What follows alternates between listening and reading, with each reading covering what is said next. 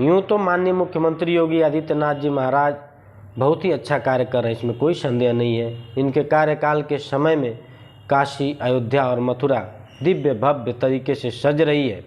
मर्यादा पुरुषोत्तम भगवान श्री राम का मान सम्मान स्वाभिमान बढ़ा है, यूपी का गौरव बढ़ा है, इसमें कोई संदेह नहीं है। बहुत ऐसे असंभव कार्य हुए हैं जो कभी संभव लगते ही नहीं थे। बहुत ऐसे कार्य हुए हैं जो नामुमकिन थे, वो भी आज मुमकिन हुए हैं, इसमें कोई संदेह नहीं है। लेकिन माननीय मुख्यमंत्री योगी आदित्यनाथ जी को मेरी हाथ जोड़कर विनती प्रार्थना निवेदन के साथ एक सुझाव है कि आप कर्मचारियों के हित के बारे में भी राम के दृष्टि से ही देखिए, कृष्ण के दृष्टि से ही देखिए, एक संत के दृष्टि से ही देखिए, एक साधु के दृष्टि से ही देखिए, तो आपको पता चलेगा उनकी संवेदनाओं को, उनकी पीड़ा को, उनके दुख दर्द तकलीफ़ को और उनके घर परिवार को अपना घर परिवार अपनी दुख दर्द पीड़ा वेदना मान कर ही अगर आप देखेंगे तो आप देखेंगे कि कहीं ना कहीं इसमें थोड़ी सी चूक आपसे ज़रूर हो रही है।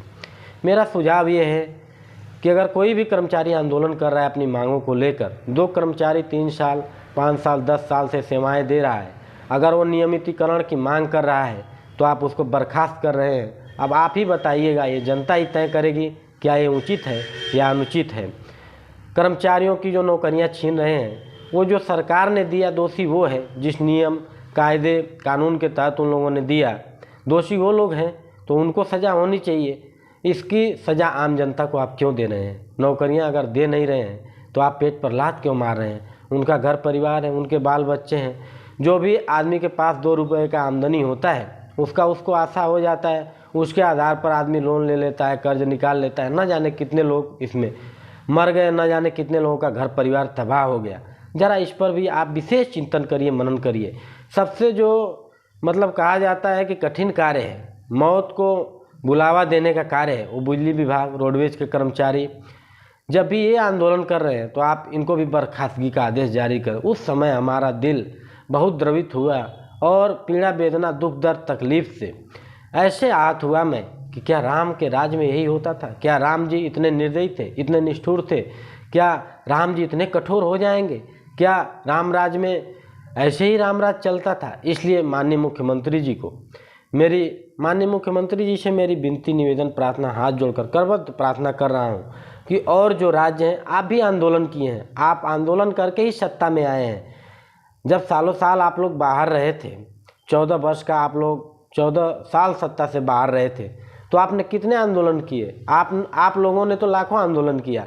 अभी भी आप लोग चुनाव में कितनी ऐसी बातें ऑन रिकॉर्डेड कैमरा बोल जाते हैं जो संभव नहीं हो पाता है, उसकी कोई बात नहीं है।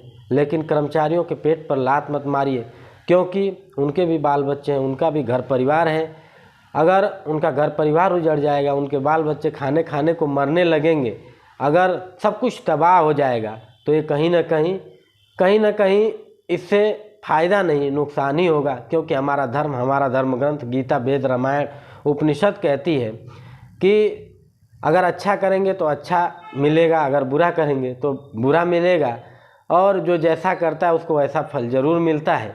इसलिए अगर आप एक संत हैं, आप योगी हैं, और अगर आप राम राज की बात कर रहे हैं तो आप उसी चश्मे से ज़रा इस बात का भी विचार करिए और इस पर गहन मनन करिए। और हमारे उत्तर प्रदेश की जनता के साथ साथ भारत के समस्त नागरिकों, मतदाता बंधुओं से मेरी विनती कि आप मेरी बातों से अगर सहमत हैं तो आप हमें भी अपना जवाब दीजिएगा और अधिक से अधिक शेयर करके सरकारों तक भी हमारी बात को पहुंचाइएगा। वंदे मातरम, जय हिंद, जय भारत। हमारे चैनल को सब्सक्राइब जरूर करिए।